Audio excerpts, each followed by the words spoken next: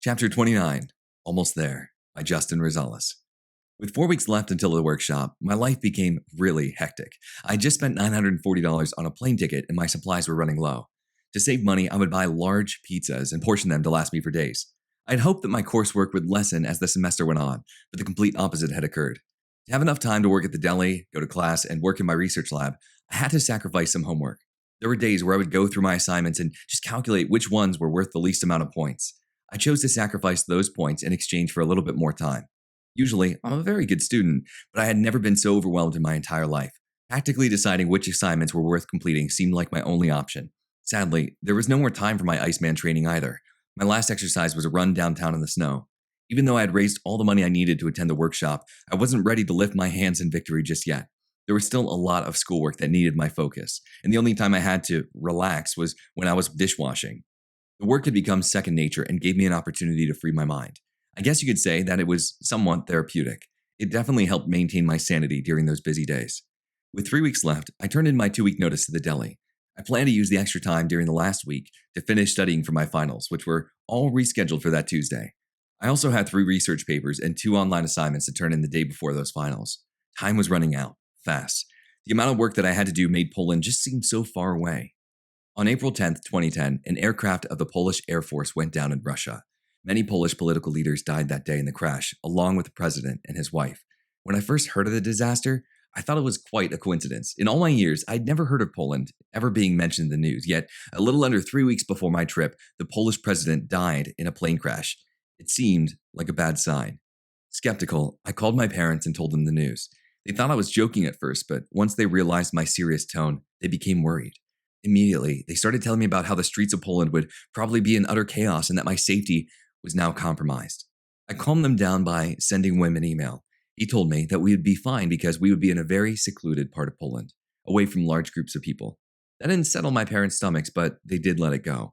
They didn't want to push their worries onto me if I was planning to go no matter what. Then, on April 15, 2010, air travel became impossible in Northwest Europe due to the eruption of Eyjafjallajökull. This was an Icelandic volcano. I was at my girlfriend's house doing my homework when I first heard the news. It was the second time amidst my studying that I was forced to think about Poland.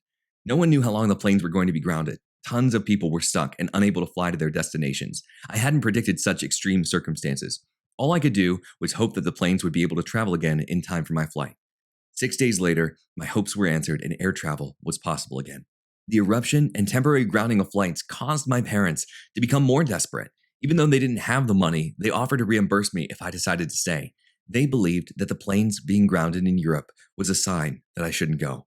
And at this point, I didn't see it as a sign. I saw it as a test, and I wasn't going to be scared away by a couple of unforeseen circumstances. I felt like a giant weight was lifted off my shoulders when I had finished my last shift at the deli. It had been a year since my weekend trip to California, and I hadn't had a vacation since then. This was the first time not having to worry about incorporating my work schedule into everything else. Despite the large amount of work I still needed to complete for school, I began to feel a little better. So I went home and sent Wim an email telling him I was excited to come and asked for more detailed information about what to do when I arrived in the Amsterdam airport, which is where he lived, and suggested that I fly into. On the Wednesday before my last week in state college, I made a decision. There was a time difference of 6 hours between my home in Pennsylvania and where Wim lived. I wasn't about to waste my first few days in a new country being constantly tired because of the jet lag. No, I was going to be ready. Luckily, I had purchased a bottle of melatonin pills a few months back. I initially bought them to fix the sleeping problems that my late nights at work created, but now they had a much more important purpose. I would use them to set my biological clock to Wim's time, CET, 6 hours ahead from where I lived in Pennsylvania, EST. I also thought it would be a great opportunity to escape the noisy college environment and study for my finals in solitude. The first few nights of this most recent endeavor proved to be rather difficult. My new sleep schedule had me going to bed between 7 p.m. and 8 p.m. and waking up between 3 a.m. and 4 a.m. I would lie in bed for hours, just trying to drown out the sound of my roommates partying in the living room by covering my ears with pillows. When my alarm went off, I would force myself to wake up and take a shower. I dreaded leaving the comfort of my blankets, but I continued to tell myself that if I didn't get in the shower, I would fail my classes and crash in a plane on the way to Amsterdam. I know what you're thinking, not exactly a reliable consequence, but the satirical extremes were enough to get me on my way. It wasn't until the following Monday when this new sleep schedule had finally set in. My roommates still partied, but I had bought earplugs and a face mask to block out the sight and sound. It worked like a charm. After my morning showers, I'd eat a quick breakfast. I would then proceed to make 5 peanut butter and jelly sandwiches for the day's meal. When I finish, I would grab my backpack and head over to the research lab to work on my homework. Those walks in the early morning were always interesting. I would typically encounter many intoxicated students that were walking back to their apartments or dorms after a long night of partying. I found it kind of funny. As they were passing out, I was just beginning my day.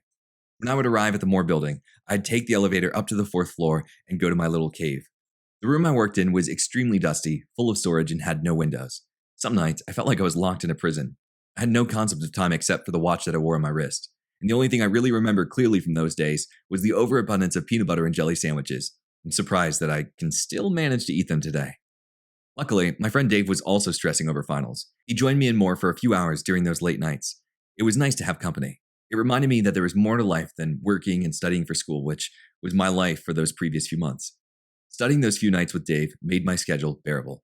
And it was bearable until I developed a debilitating eye infection. With the long hours in that room and no air circulation, the dust must have irritated my eyes past the point of their tolerable threshold. They were constantly itchy and my eyelids were always heavy. You would think that the heavy eyelids would make it easier for me to sleep, but it didn't. Whenever my eyes were shut, it felt like thousands of eyelashes were scratching my retinas. Over the next few days, I continued to force myself to work in that room despite my infection. It was the only place that was available to me that late in the night. My eyes continued to get worse, but I was nearing the end of my workload. By Thursday, 7 days after I'd initially asked Wim what to do when I arrived, he still hadn't replied. My parents continued to badger me with questions. Do you know where you're going? Have you thought about everything that can go wrong? You have figured out where you're going to meet him, right? I was just so preoccupied with school that I always answered my parents in the same way, regardless of the true answer. Yes, I'll be fine. Don't worry about me. It'll all work out. I didn't want them to worry any more than they had to, even though I was beginning to worry myself. There were 2 days left until my plane for Amsterdam departed, and I still had no clue what to do when I arrived in the Amsterdam airport.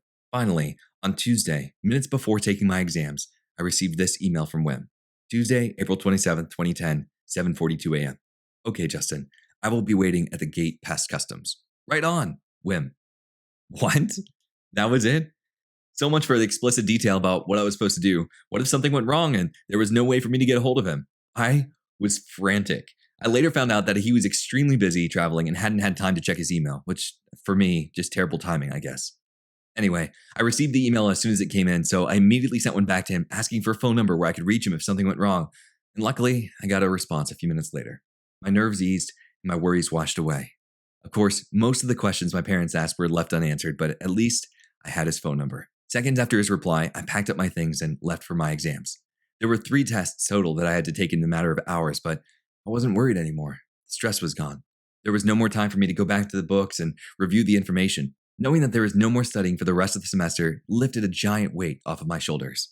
The finals were difficult, but I expected nothing less. I probably would have been more nervous if I'd actually cared about my grades, but at that point, I was just too focused on Poland. In a matter of 48 hours, I would be standing next to the infamous Wim Hof, the Iceman. After my finals, when I got back to my apartment, I frantically tried to figure out, what do I need to take to Poland? I knew that I couldn't have a suitcase weighing over 50 pounds, or I would need to fork over extra money I didn't have. I was clueless. What should I bring, I thought? Should I take a lot of t-shirts and shorts because we'll be training in the cold? Should I take a lot of pants and long sleeve shirts because I'll need to warm myself up afterwards? Is he going to think I'm a wuss if I bring a jacket? Despite worrying about what I should bring, I was even more concerned about the fact that I hadn't trained in months. My body wasn't used to any cold whatsoever, and I didn't want to freeze to death. This thought made me decide that I should bring some of everything. The only information I got from Wim about the workshop was that I needed to bring my bathing suit. That's it. I didn't know what to expect because I had been told virtually nothing. On my 3-hour drive home, everything that could possibly go wrong was being played out in my head. Maybe I'll die of hypothermia, or what if I get lost or lose my passport? How do I get back home? What if I haven't been talking to Wim this whole time and I'm either going to get murdered or taken advantage of by some stranger? When I pulled into my driveway, my mind was in shambles, but there was nothing that I could do about it. All I knew was that the following day, I would get on a plane and hope that Wim Hof would be on the other side, waiting for me.